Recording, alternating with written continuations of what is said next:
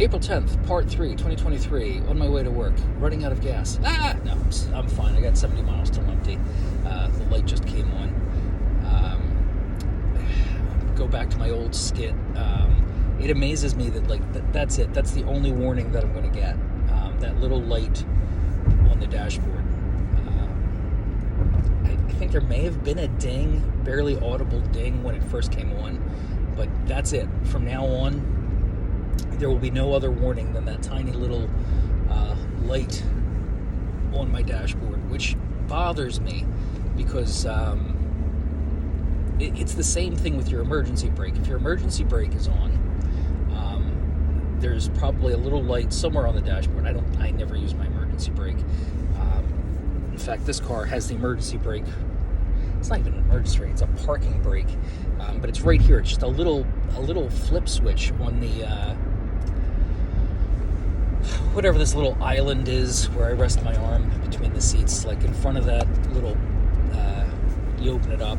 In front of that, there's like this little pull switch, which is the parking brake.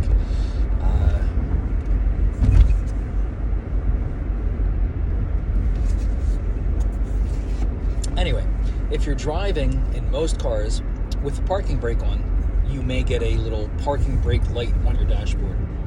But if for any reason you're not wearing your seatbelt for a half a second, or any time at all, the ding, ding, ding, ding, blah, blah, blah, blah, all kinds of alarms go off. And that just doesn't seem to make sense to me. Like, I would want a chime to be going off the entire time that I'm in drive and my parking brake is on, because I'm destroying my car.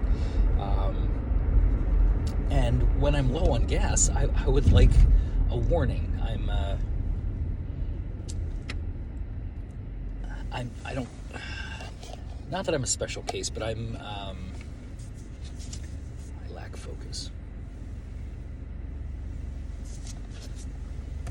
I'm a little bit scatterbrained on some spectrum somewhere. So, I just, like right now, I'll know that I'm low on gas. I could, between now and the time I get to work and the time I'm heading home, I can completely forget that. It will not even occur to me. And, I'll start driving home and, I could very easily run out of gas. I try to, I keep an eye on it because I know I'm like that, but I think cars should be more, and it might just be me. Like, nobody else in the world probably has this problem. Everybody else always makes sure that their car has fuel in it. So it might just be me. But when it comes to the parking brake issue, that's a different story. I know multiple people who have been driving around and realized that they had their parking brake on. And to me, that seems like a pretty big issue. That's something where if you're driving and your parking brake is on, you want a little ding, ding, ding going off. Like, that's not a conscious choice. You're driving around with your parking brake off by mistake, on by mistake. But the seatbelt is a conscious choice. If I'm not wearing my seatbelt yet, it's because I'm trying to get to my wallet, I'm doing something. Maybe I just don't want to wear my seatbelt. I do. I know you should wear your seatbelt. It's a safety thing. Nobody plans on getting into an accident, but accidents happen. You may be a safe driver. You may be a complete knucklehead, but you have no idea what the other knuckleheads on the road are going to do. And so it's a good idea to wear a seatbelt. I don't necessarily think it's a great idea to have the car scream at you when you're not wearing your seatbelt, but what are you going to do? Main point is, I want to know why there isn't an alarm when you're driving with your emergency brake on or your parking brake.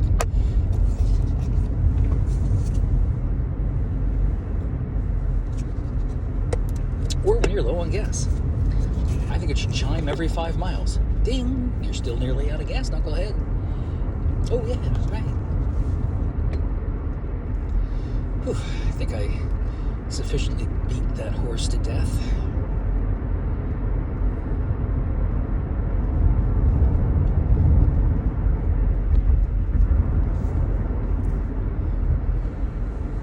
Still tired, still Monday. Yeah. Still thinking I should have taken today off.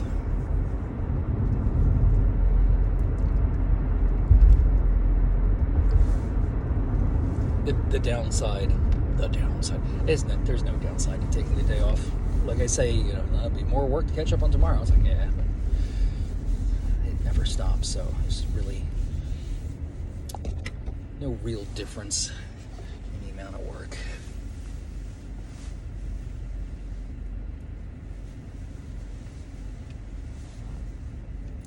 There's some things I owe people from last week that I really should get to today anyway.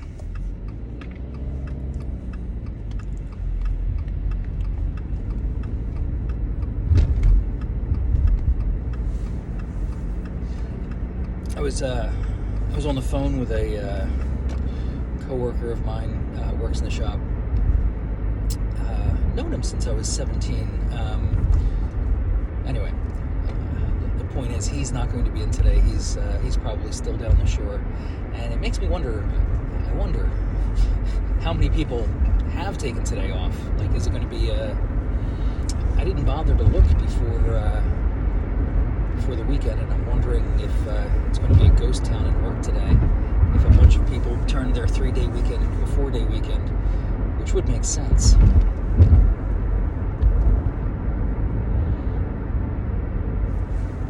Especially if you're down the shore. We came home relatively early yesterday. We left right around 1 o'clock in the afternoon to come home. It's I think it's a 3-hour drive from the Wildwoods to our house, something like that, somewhere in the area of 3 hours.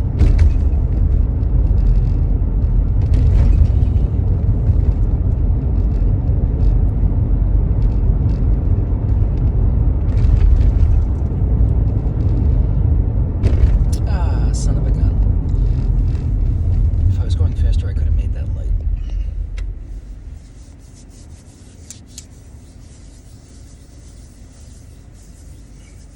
I'm cold. The heat is on. Not blowing very hard.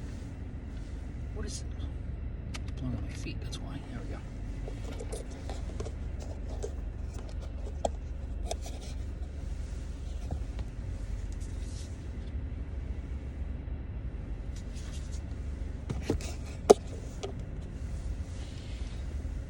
I didn't pack a lunch today. I don't know if I explained that in the first one. Just short on time. Checked on a bunch of stuff. I already told the story about what happened to the ducks over the weekend. They're fine. In the first video, I explained that we set them up in the 150-gallon drum that we currently have them in, and the 5-gallon auto waterer gave way. I suspect it's because a piece of pine got into the nozzle and let it all leak out. But I checked on them this morning, no disasters, so they're fine.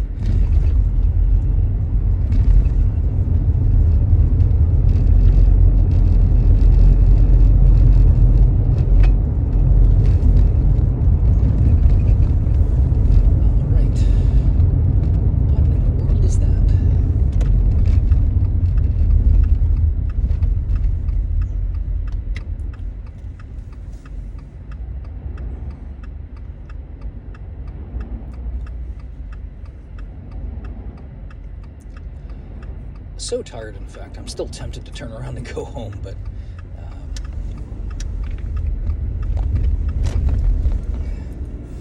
that would be silly. I've already driven 2 hours in this direction. Might as well finish the journey. I'll just pretend that I can look forward to a nap when I get home.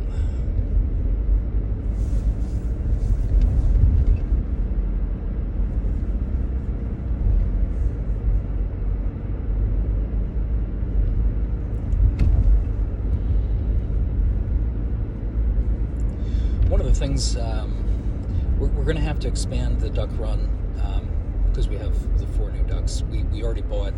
We have a retriever pen attached to the duck coop. We bought one of those prefab chicken houses. It looks like a barn. It's got a big door in the back so you can get in and clean it out and collect eggs, and it's got the little door in the front, which we have attached to a retriever, like a 6-panel 5x10 retriever kennel type thing. We fashioned a roof for it, and that's the chicken run. We have a little kiddie pool in there that we fill with water for the ducks to bathe and stuff in. And anyway, with the new ducks, obviously we're going to have to expand things. So we bought another 6 panels of retriever dog run fencing, which we're going to attach to the existing one, but we're not going to, initially we're not going to let them commingle. We're going to keep the fence up between them and have another shelter for the new ducks until they get used to each other, because you know how ducks can be. Once they're used to each other, we'll just make one big run, and we're going to turn the 150-gallon tub that they're currently in into a pond. I have a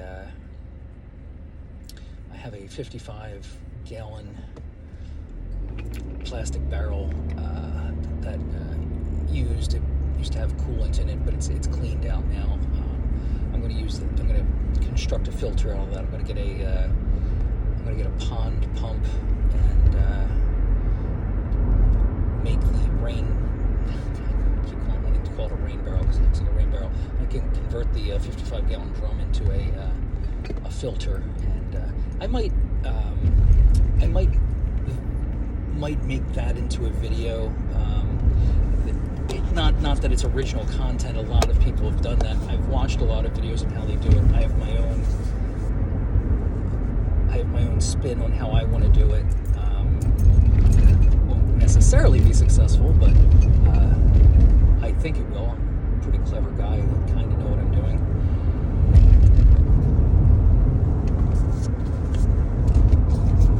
The reason I want to make the pond filter is because ducks are messy, and right now we have a little kiddie pool, and they dirty that up so quickly. With 150 gallon, it's a huge difference. So one, it's going to be submerged so that they can get into it. I got to dig it into the earth, so it's not going to be as easy to drain it and refill it. Two, a huge waste of water. If I was dumping that out, even if it was once a week, it just seems like a huge waste of water to just purge it and refill it every week. So if I make a filter, I should be able to keep the water relatively clear. We'll see. Like I said, I'll make a little docudrama about the. In fact, I might even start today before we make any modifications to the existing structure. Like maybe show a before, and I'll just start saving the snippets and clip them all together when I get the whole project done, which will be relatively soon because we've got to get we at least have to get the ducks outside. Maybe not have the pond in place yet, but that'll follow shortly. The toughest part is picking a location because we want it to be within the caged area,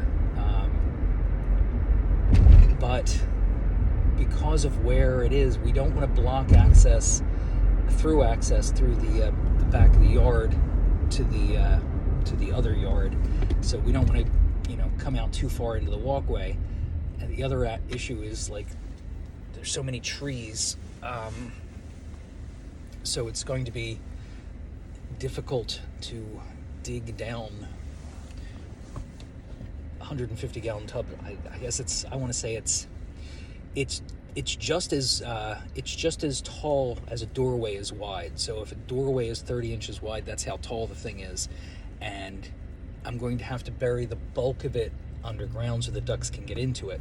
Like right now, they can just barely jump into the kiddie pool. And you've seen the kiddie pools. They're just these plastic pools. We got it at a thrift store. It's a used kiddie pool. It's surprisingly resilient. It's lasted for years. It's lasted through winters where water's frozen in it.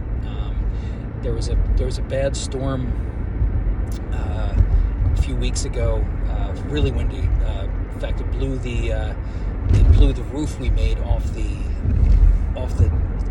run, not the duck coop itself, but the run that we have attached to it with the retriever fencing. We have corrugated, I don't know what it is. It's some kind of red roofing material that we bought from, like a Lowe's.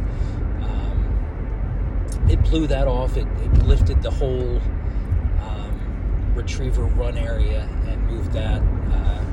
Landed on the duck pool, the little kiddie pool, but didn't destroy it. It's survived. So, like I said, surprising how resilient those little kiddie pools are. But like I said, we're going to need to replace it with the 150-gallon Rubbermaid industrial farm tub that we got from Tractor Supply.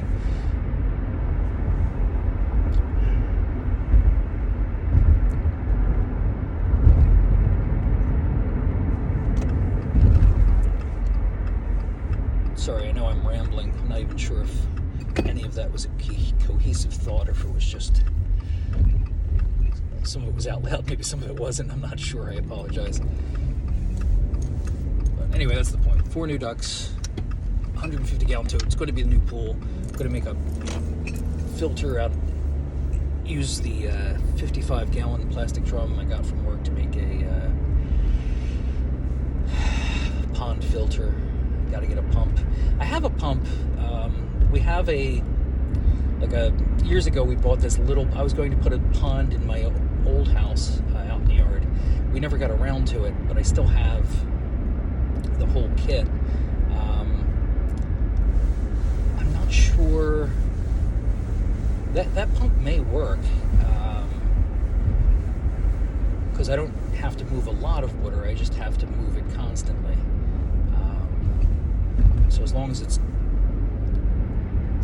filtering and it's caged off, that pump may work. So I just need to build the insides. And like I said, I'll film it. If not filming it, I'll at least take pictures of it and put that into a video, which I'll probably put on this channel. I might post it to both channels, but it's going to be an ongoing process. So it's going to be weeks. Like I may do. I hate to do a multiple part thing, but I guess if I stitch them all together at the end, that might be worth it. So yeah, maybe I'll do that.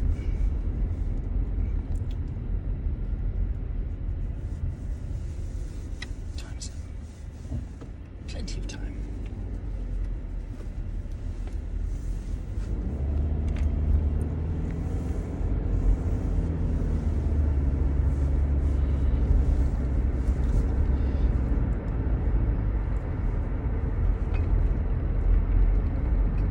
Like I said, the biggest issue I'm going to have with putting that 150-gallon tub in the ground is the tree roots that are everywhere because of the trees. Another option I do have is building up to it, but ducks aren't great with inclines. Like they're barely able to get in and out of the chicken coop. We modified the ramp that came with the chicken coop for use by ducks. We made it longer, so it's less of an incline, and we added treads to it, little wooden things, so they have something to step on, so they go sliding down the thing. But like I said, they barely make it. Ducks aren't fantastic on an incline, so I definitely need to submerge it. I can build up to it a little bit, but it can't be too much of an incline or else the ducks won't be able to make it.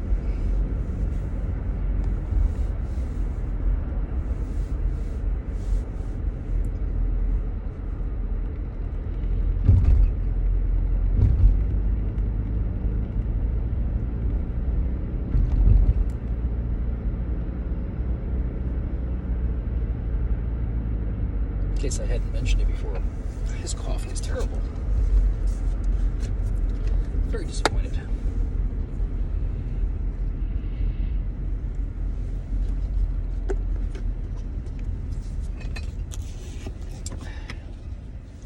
And now it's not hot anymore.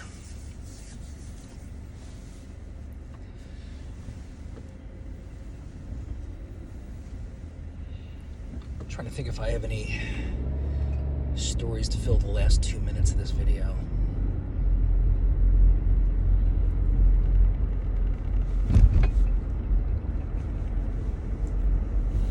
Can't think of any. I'm definitely not going to start a fourth one because I'm way too close to work. We'll be less than 5 minutes in and I'll have to end it.